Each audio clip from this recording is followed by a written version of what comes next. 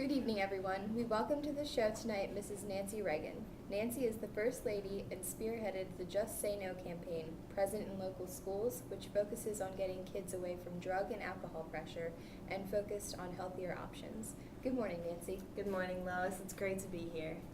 Today we have a few questions for you. First being, why are you so passionate about this campaign? Well, Lois, there's a drug and alcohol abuse epidemic in this country, and no one is safe from it. Not you, not me, and certainly not our children, because this epidemic has their names written all over it. It concerns us all because of the way it tears at our lives and because it's aimed at destroying the brightness and life of the sons and daughters of the United States. That really shows how much you care about the safety of our children. Thank you.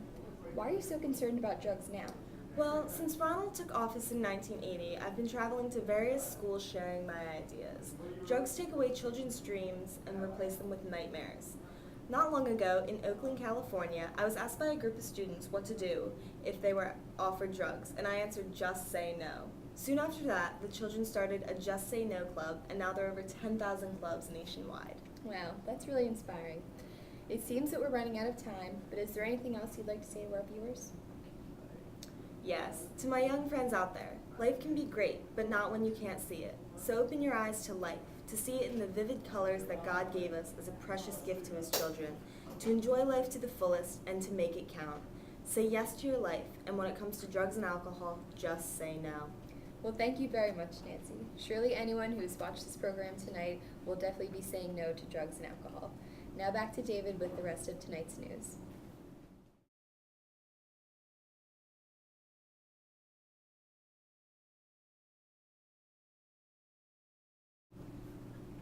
Hey, what's up, guys? Today we have Madonna in studio, pop sensation. We have a few questions for you today, Madonna. Okay. How'd you get that name? And were you always like a one-name star? Entertainer. Well, I was born with that name. I was named after my mother, and I guess when I started making records, Madonna Kishion seemed too long and complicated, and I just got stuck with Madonna. And what age did that start? The one-name deal, I guess, started when I was around 23, so I had two names until the age of 23. But it took a lot of guts, right, to start calling yourself a one-name star, and that's how you made your first record. No, it seemed completely natural. It means so many things, but I just felt like it was a very good stage name, and everybody actually thought it was a theatrical name, so I took that on. And it works, obviously. Yes, I live up to it. Were you singing kid? Like, were you in the Glee Club or anything? I was more of a dancing kid than a singing kid. I mean, I sang in school choirs and I sang in school musicals, but I was much more interested in dancing than singing. And what happened to that? You still dance, right? Like, dancing's part of the act. Absolutely. But when I left Michigan and I came to New York, that was my goal, to be a professional dancer. And I sort of fell into singing by accident in a way. Well, I danced a lot in a lot of companies in New York for years, and I realized that I was going to be living hand-to-mouth existence for the rest of my life. And companies, you mean Broadway shows? Oh no, modern dance.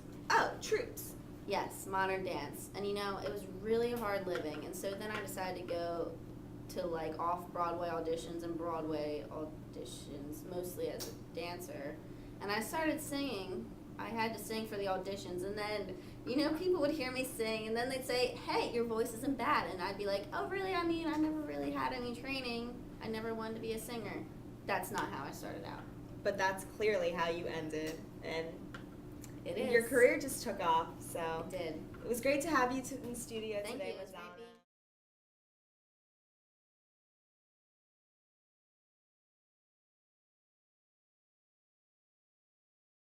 being In the movie 16 Candles, Molly Ringwald plays a high school sophomore in love with a handsome senior who doesn't know she exists, yet her co-star, Michael Hall, definitely notices her. What was your reaction to seeing the film? Well, it's so funny because it seems like so long ago that we filmed it because we filmed it last summer, but there's just like so many inside jokes now and it's just fun. Like how I've gotten taller since it was filmed. There's so many movies about teenagers. How sensitive are you about teen exploitation? I'm very sensitive to like exploited films. Like, I'm very aware of how teenagers are portrayed, and the way they are portrayed isn't always realistic.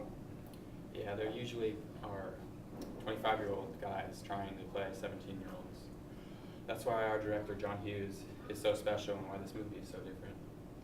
Yeah, and the movie's based like on infatuation and romance, and not just like teens going out and partying all night. Yeah.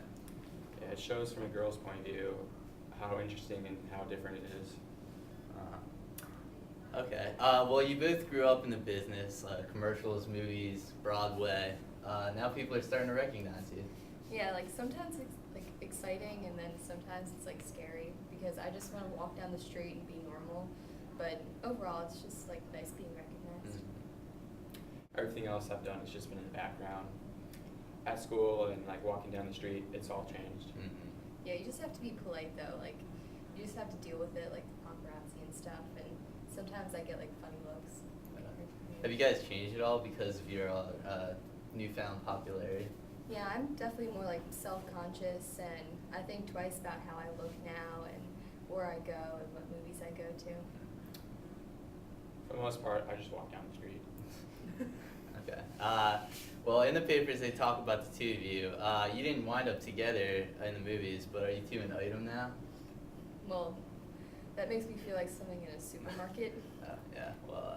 Well, everyone, I guess we'll just have to wait for a later confirmation. Best of luck, you two. Don't forget about us here at MTV. Back to you, Bitsy.